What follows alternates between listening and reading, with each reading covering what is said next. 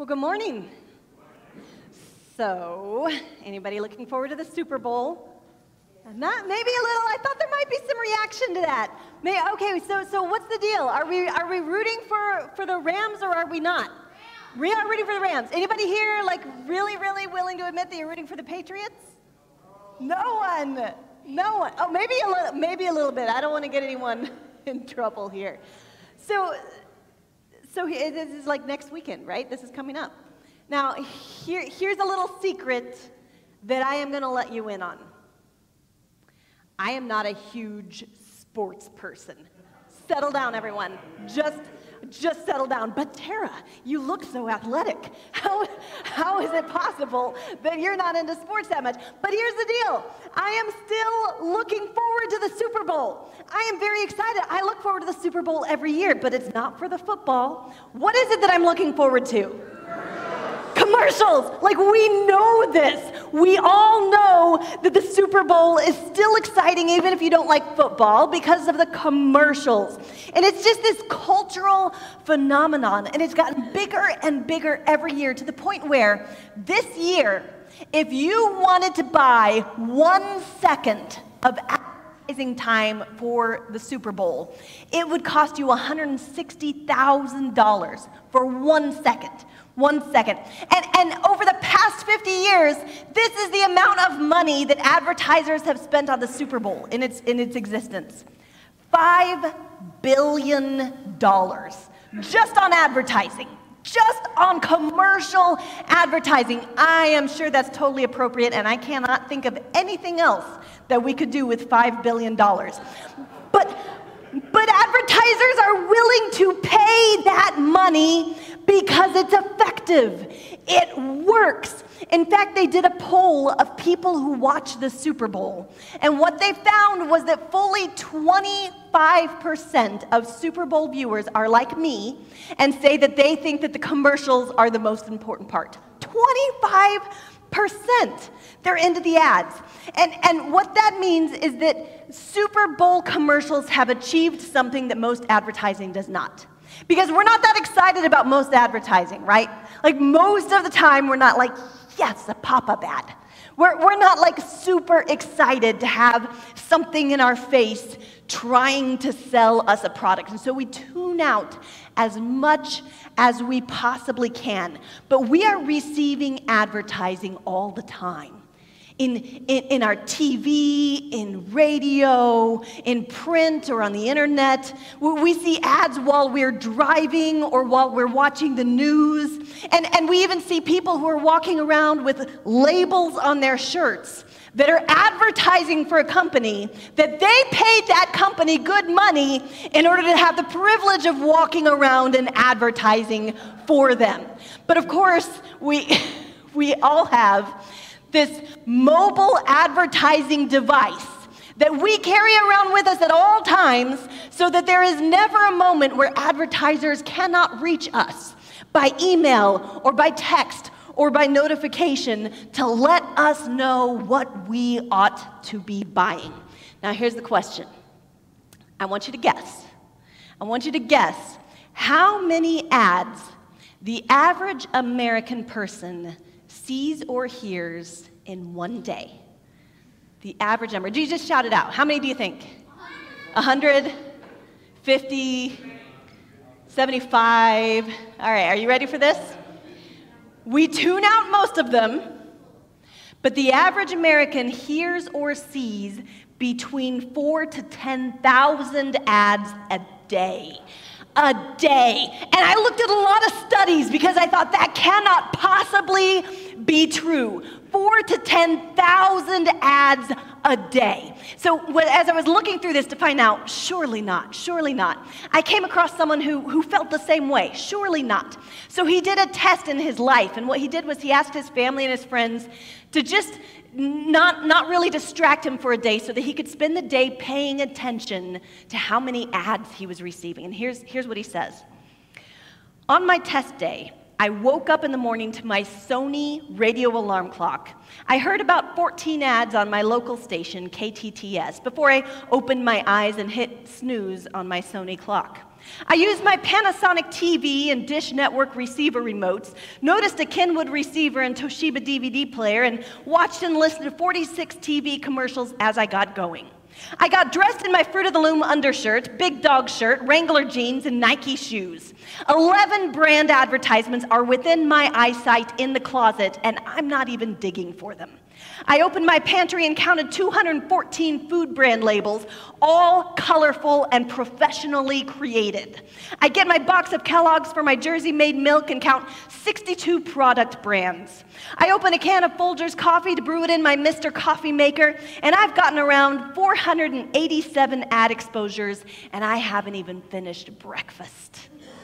Wow, wow. Now, other than annoyance, this would not be worth preaching about. Other than annoyance, this would not be a major problem except for this. The vast majority of advertising has one primary method, and that is to make us feel discontent and then to offer a false promise of correcting that discontent. The vast majority of advertising, this is the goal for the vast majority of advertising, is to make you feel unhappy and discontent with who you are and what you have, so that you will accept their promise that they're going to make it all better for you.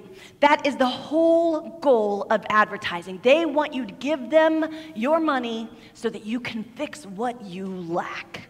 There's this dissertation that was written by a student at Harvard Law School, and here's what she wrote. She said, "Commercial advertisers are in the business of desire creation. That is, creating desire for a product or service as a token or a visible symbol for common human desires such as love, self-esteem, status, happiness, and freedom. The problem is, all of these desires, these human desires, cannot be completely satisfied, if at all, by a product. Rather, advertising sets up a vicious cycle wherein the consumer continues to buy in the hope that the next acquisition or experience will finally deliver the promised feeling." Here's what this means in plain language. What this means is that up to 10,000 times every day, you receive a message. And this message is not something that's right at the front of your mind that's easy to reject. This is a message that slips past your defenses and you don't even notice that it's happening. And this is the message that you receive up to 10,000 times a day. You are not enough. You, as you are not enough. You are not good enough. You are not attractive enough. You are not cool enough. You are not smart enough, talented enough, or motivated enough. You are not thin enough. You are not eating enough delicious food. You are not having enough fun. You are not happy enough. You are not peaceful enough. You are not loved enough. You do not have enough money. Your car isn't impressive enough. Your house isn't big enough. And your clothes are not stylish enough. You are not enough. 10,000 times a day. $5 billion spent just in one annual event, all for the express purpose of making you feel discontented and self-focused. Now, in light of all that, there are two biblical mandates, two biblical commands that appear over and over and over again throughout Scripture that I think take on particular importance. And those two commands are this: be content and be generous. Be content and be generous. So that's what we're going to talk about today. Now, if you've been with us these last couple of weeks, you know that we have been in the middle of a sermon series called 2020 Vision. And this is our sermon series throughout the season of Epiphany. Epiphany is the time where the church, it's sort of like the imagery I think of is the season of the light bulb. You know, like when you have like a cartoon and someone gets a great idea and a light bulb appears over their head? Epiphany is the season of the light bulb appearing over your head. And so it's a time when the church sort of reflects on how Jesus teaches us to live. And we sort of reflect on how we're living and what we're doing, and we get that light bulb that appears over our head sort of collectively as a church in this season because we're thinking about our life. We're thinking about who we are and how we are. So we're in this sermon series called 2020 Vision. And during this series, what we're doing is we're looking at a couple of passages in the book of Acts, in chapter 4 and in chapter 2. And in those passages, we're identifying that there are certain characteristics of the early Christian church. Certain things that just sort of were coming out of people that were those early Christians. They were just naturally becoming in certain kind of ways. And so we read these passages in Acts, and what we're doing for this sermon series is we're sort of making a list of what we see there, and then we're taking it personal. We're taking that list, and we're figuring out how to apply it in our own lives so that by the year 2020, 1 year from now, when we look back on this past year, we're going to say, wow, I'm better at those things. I look more like Jesus in these ways. I am more unified in heart and spirit with the people I care about. I'm better at sharing. I'm better at testifying. I'm better at caring for the needy. I'm better at prayer. I've made sure to find times to break bread together with people in my home, and I've really made a commitment to being a part of a church. And so those are the things that we're going to look back on in 1 year's time and say, did we grow? Did the Spirit of God grow something within us? Because what we talked about is that this is not something that like willpower is just going to like make us great people and to love our families so much better, and we're just perfect because we willed ourselves to be perfect. It just hasn't worked out so well for any of us, right? Instead, what we're doing is we're just obedient to Scripture. And what Scripture says is these small things, small, simple, unheroic, mundane things like sharing and telling others what's going on in your life and breaking bread together. Simple things that we commit to, that we can do, that over the course of a year form our lives in the pattern of Jesus.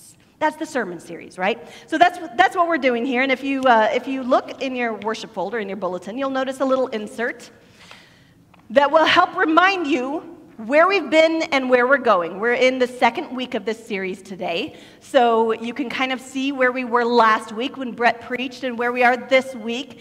And what we'll do is we'll update this every single week so that you can be tracking in your own life. This isn't just interesting stuff that we want you to hear. This is stuff we want you to be thinking about throughout the rest of the week, so you can keep an eye on that as you go throughout the series. So today is the day we talk about sharing.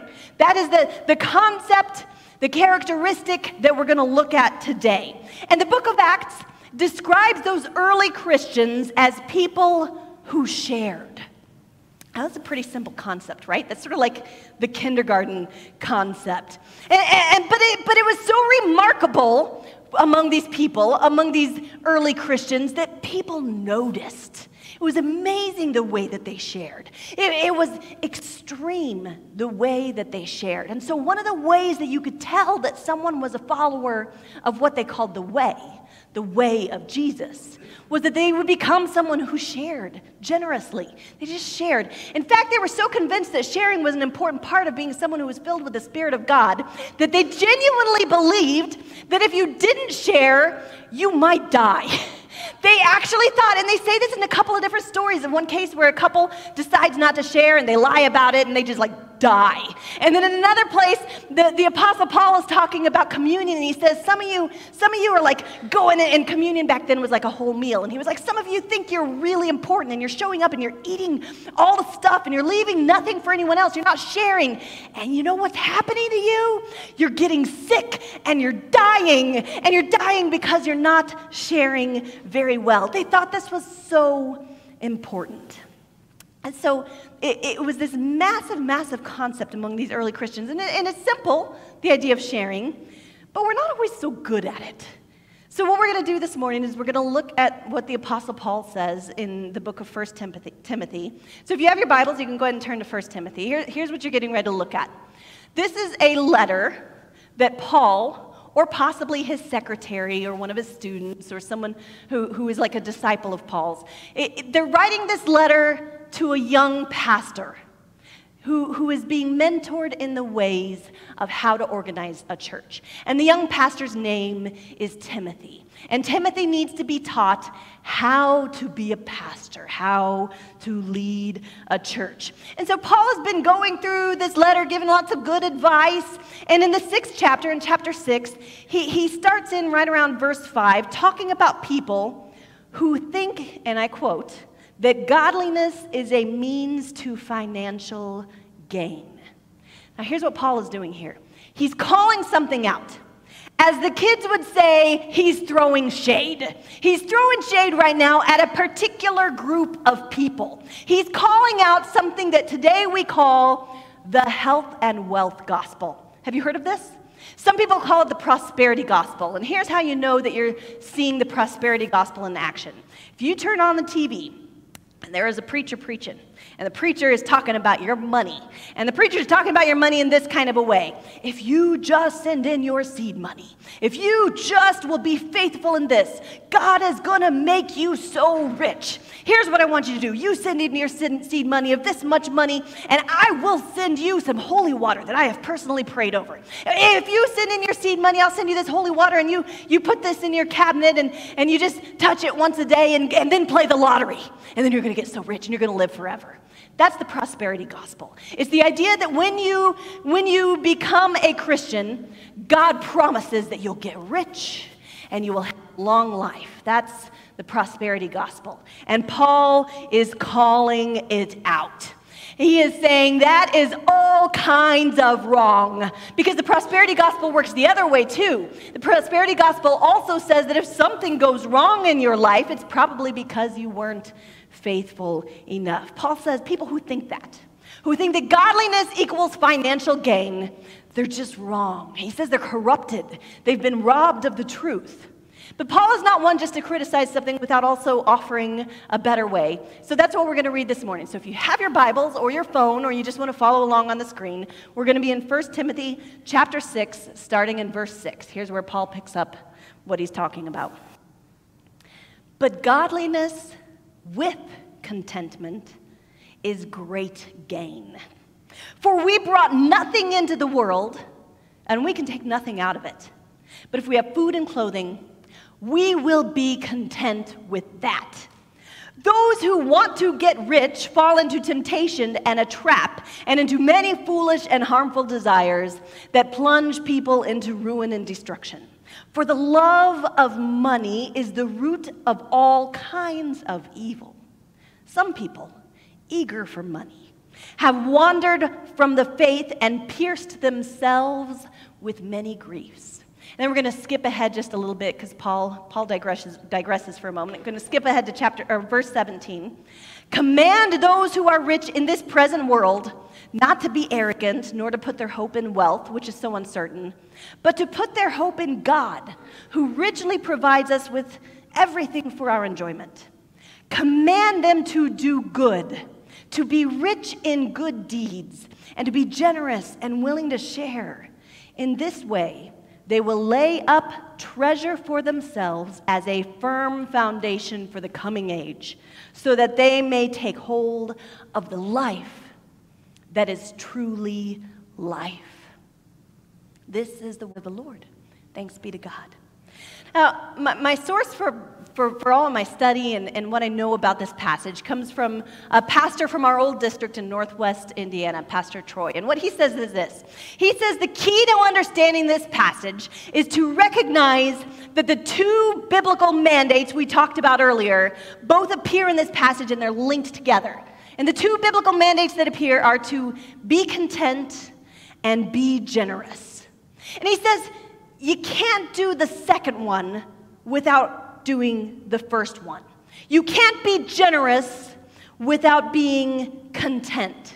Because even if you try, and even if you do some generous things, your generosity will not last long if you are not operating out of a place of deep contentment, the kind of deep contentment that only comes from right relation with God and with others. And if you do not have that, if that is not your starting place, then your generosity will not last long. Or maybe you will be generous, but it is a generosity that is kind of self-focused. It's the kind of generosity where you're like, look at me. I am very, very generous.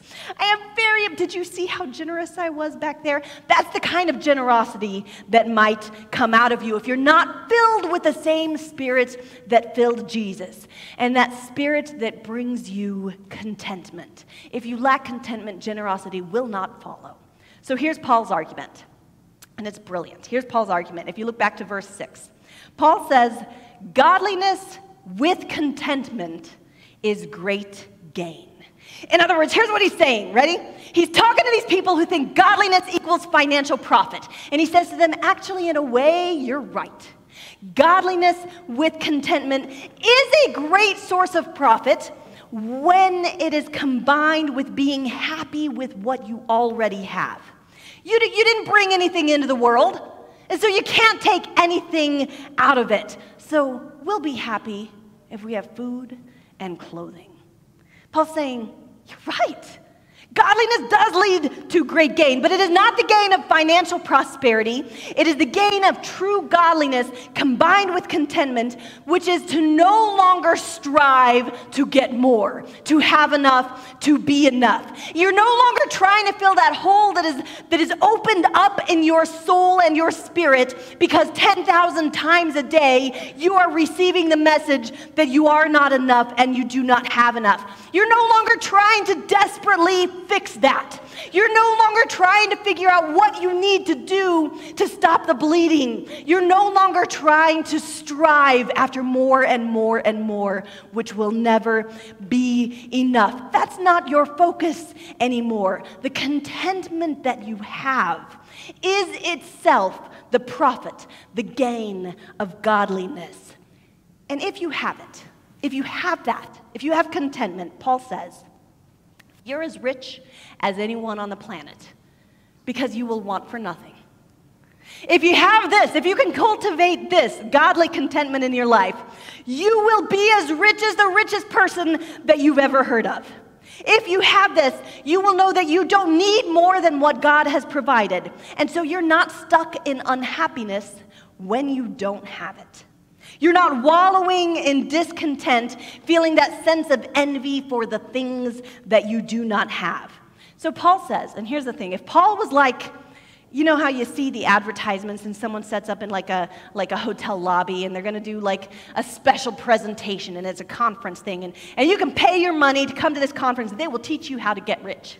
Well, let's imagine the Apostle Paul was going to set up at a hotel somewhere and you could come to his conference about how to get rich. Here's what Paul would say. If you want to live a profitable life, if that's what you want, then here's what you have to do. Cultivate the kind of Christ-like godliness that will free you from discontent. Because it's the discontent that's the problem. God's resources, that's not the problem. God has enough. God is your Father, and your Father has enough for you. You having or being enough in Christ is not the issue here. It is not the problem. The problem is the message that the world is giving you that you are not enough and you do not have enough. The truth of the gospel is that Christ is always sufficient. Christ is more than all you need. So Paul is telling us, like us right here in this room, that we are as rich as kings and queens.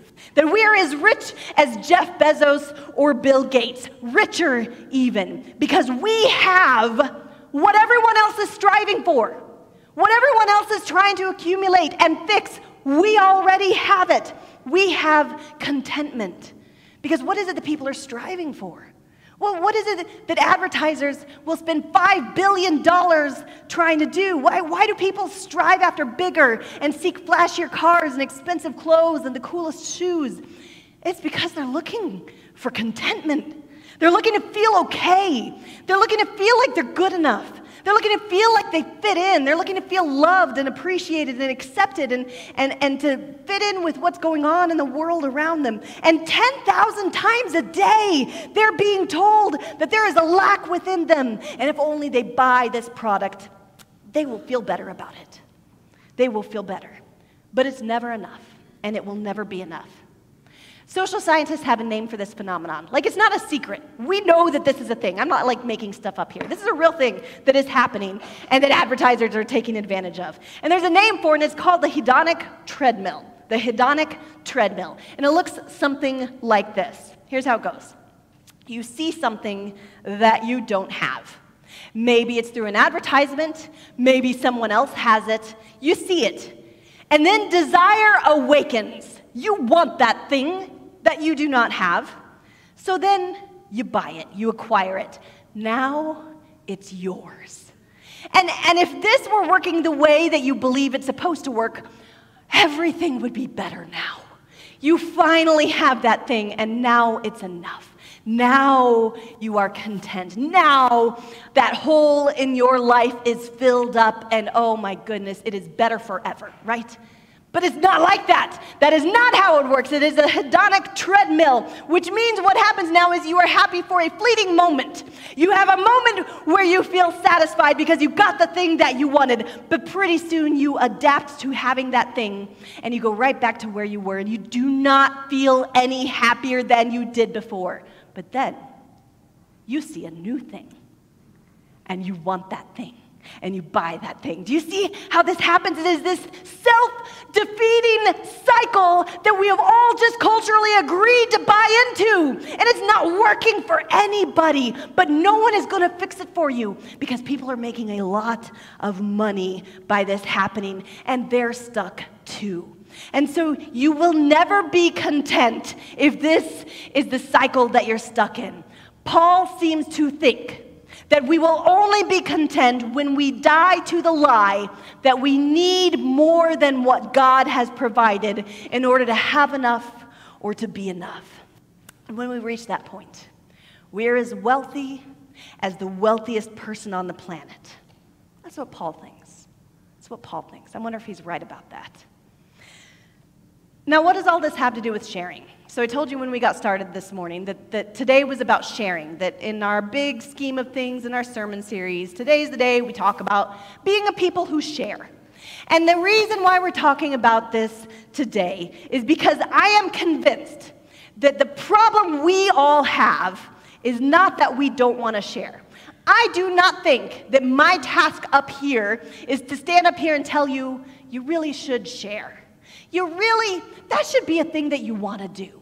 I don't think that's my task because I don't think you're not already there. You already think sharing is important. Everybody thinks sharing is important. You've been learning this since you were a toddler. And if you have kids, you have passed this lesson on to your own kids. You think sharing is a great idea. I've never met anybody who's like, no, I'm anti-sharing. That's not a thing that happens. Everybody thinks sharing is something that you should do and that you should be a more generous person. The problem we have is that we don't feel like we can do it because we lack contentment. We don't think we have what it takes to be generous. We don't think that we have the resources to do what we want to do. The problem with sharing is that every act of generosity, every single one, if we are not content, causes this thought to come up in the back of your mind.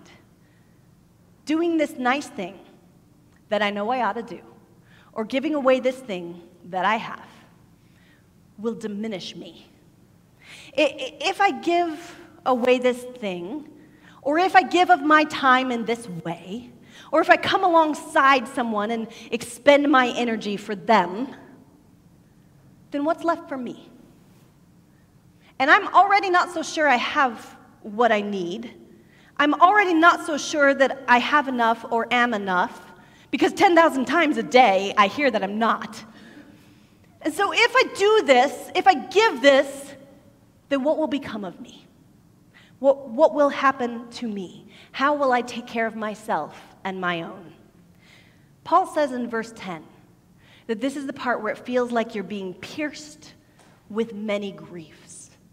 Like you're being stabbed. He says it's like death by 1,000 cuts, pierced by many griefs. We try to be generous, but we're bleeding all over the place. Like we're just bleeding out from all the cuts of this feeling that we're not good enough. We want to share, but if we don't know contentment, sharing feels painful. It feels agonizing. Have you ever seen a commercial on TV and it's like maybe to adopt a child or to take care of a pet at the Humane Society and like you're moved by the commercial, right? But then immediately what happens? That would hurt. Like I know that they need, but kind of I want. Like I'm not sure if I have enough to be able to do what I want to do. It hurts. It hurts. That desire for generosity is counterbalanced by the pain of the death by 1,000 cuts because we don't know contentment. And this is true of every kind of act of generosity. Our finances, of course, but also our time and our energy. Anything we do for someone else, if we don't feel content, it feels like it's removing something from us. But Paul teaches that the great secret of financial, vocational, and personal success is to be content with the sufficiency of the Spirit of God. Okay, great, good plan, I'm on board, how? Right? Like that's always the point of the sermon. Like I always get a point in the sermon where all right, I believe this stuff like deep down to the core of me. I believe this to be true. I think that is a good idea, and I think y'all probably think it's a good idea. Now, how do we get there? How do we do it? How do we get to the point where we're living this kind of a life where we actually have contentment in ourselves so that we can be generous and share with others? Well, I think Paul gives us two pieces of advice. I think it's twofold. I think what he tells us is to change our perspective and then to practice, to change our perspective, and then actually practice doing it. Like maybe not perfectly, maybe not great at it, but to practice sharing. So let's look at that. Let's start with perspective. Paul wants us in this to have a kingdom perspective. He doesn't want us to have a perspective that is limited by the now. You know what I mean when I say a perspective that's limited by now? Is that there's so much stuff coming at us all the time. The advertisements, the needs, the things that have to happen, the schedule, the job, the kids, all of that stuff is all the time requiring our immediate attention. And so we're looking at the stuff all the time. And Paul says from time to time, and a great way to do this is by coming to church on a Sunday morning or by taking the time to pray daily and regularly. From time to time, we need to stop looking at the stuff and we need to back up and look at the big picture. We need to have the kingdom perspective. We need to get a sense of what it is that's really going on in the world because most of the time we don't know. Most of the time we're not paying attention. And so he says, think about it. You came into the world with nothing. You were naked as a jaybird. I don't know why a jaybird is a particularly naked kind of bird. But you were. You had nothing. You had nothing when you came into the world, and guess how much of it you can take when you go out? Nothing. Nothing goes with you. Nothing at all. Not a thing. You cannot take it with you. So in verse 19, he tells us what to do. He says, you can store up treasure, but it's the kind of treasure that is a firm foundation for the age to come. In other words, if we sort of just from time to time stop getting distracted by all the tyranny of stuff in our life, and we look at the kingdom perspective, the big picture, then we'll see all this stuff isn't going to matter on the day we die. All this stuff isn't really going to have lasting eternal consequences, but you can cultivate your life in such a way that you lay hold of what is true, that you lay hold of what is real living, that you live in such a way that you are forming yourself into a citizen of the kingdom of heaven, that God's Spirit is active within you and you are loving those around you in ways that this world is not used to seeing. That can happen. And when that happens, you are storing up treasures that you can take with you, things that will last, things that matter, things that are enduring. Those are the things that Paul says We have to gain enough perspective to see from time to time. Because if we don't have the perspective, we're not going to know. We're going to forget every day that you can't take it with you. Last April, I had this opportunity to take the trip of a lifetime. My sister was living in Europe at the time, and so it was an opportunity to go to Europe and to stay for free because I could stay with my sister. And we didn't have like a ton of money to do this, but it was sort of a limited window that she would still be living there. So we had like $500 for travel. $500 to go to London, Barcelona, Rome, Paris. $500. Here's the thing. It's possible. I did the whole thing for $500, partially because I looked at the advertisements and I was being a really good deal hunter. But here's the other part of it. If you want to do it for $500, they'll let you do it. They're going to like strap you to the wing of the plane, but they'll let you do it. And here's the deal that you make if you go with one of these super ultra discount airlines. The deal that you make is this. I'm going to come, but none of my stuff is coming with me. If you want any of your stuff to come with you, well, that like triples the price. But if you're willing to go with what they call a personal item, not a carry-on. If they say carry-on, you're going to think that you've got a lot of space. No. A personal item is what you can take with you. And it can be 22 inches or less, which means it can be the size of a small school backpack. That is what I had that I could take with me for 2 weeks on the trip of a lifetime in Europe. So I had to make some decisions. Right? I had to make some decisions about what really mattered to me because I would have really liked to have taken all my cute outfits and all of my cool shoes for walking around Europe. And I would have liked to have taken my laptop so I could write down the stuff that I'm doing while I'm there. I would have liked to have taken my hair straightener and all my hair products so that I could look beautiful in my wonderful European vacation. But if I wanted to go, I had to leave that stuff behind. If I wanted to go have this experience and go on this trip, I couldn't take that stuff with me. And that was the deal. If I wanted the stuff, if I loved the stuff, then I couldn't go. And Paul says, the kingdom of heaven is like that. Paul says, if you love the stuff, if you're distracted by all the stuff, if that's all that matters to you, then this is it. Hope you get a lot of stuff, because that's it. And when it's done, it's done. And there's not anything more beyond that. But if you want to cultivate true life, the life that lasts, the kind of things that endure, if you want to become a citizen of the kingdom of God, then make the tough choice. Set that stuff down and pay attention to what really matters. So Paul teaches us to change our perspective, to change from time to time what we see so that we can remember what really matters. And the second thing he tells us is this: practice. So change your perspective, and that'll help, but then start doing it. Even if you're not great at it at first, even if like you're not going to be super consistent, or if you still struggle with the contentment thing, or you're not sure if you're doing it for the best reasons, practice sharing. Just try it out a little bit. Take a look at verse 17. This is what, I love this, I love this, I love this. I love it when Paul writes, because he doesn't ever do the thing that you would expect. In verse 17, he has this great opportunity to tell people, if you're a Christian, you're not allowed to be rich. That would be an easy thing to say. Like, let's just make it easy. If you are a follower of Jesus, you just can't have stuff. Like, it's too dangerous, it's too corrupting, the love of this stuff is the root of all kinds of evil, and therefore don't have it. Like, this would be a great time to say something like that. But he doesn't. That is not what he says. He doesn't say that Christians cannot have resources. Instead, he says, if you are rich, if you look around and you realize God has positioned me in such a way that I have stuff, that I have money, that I have resources, that I'm #blessed, that I am fortunate, then here's what you do. Cultivate a hope in God. Cultivate contentment in the sufficiency of God. If you're rich, you need to develop a reputation for being rich in good deeds. If you're rich, you must be generous. If you are rich, then share.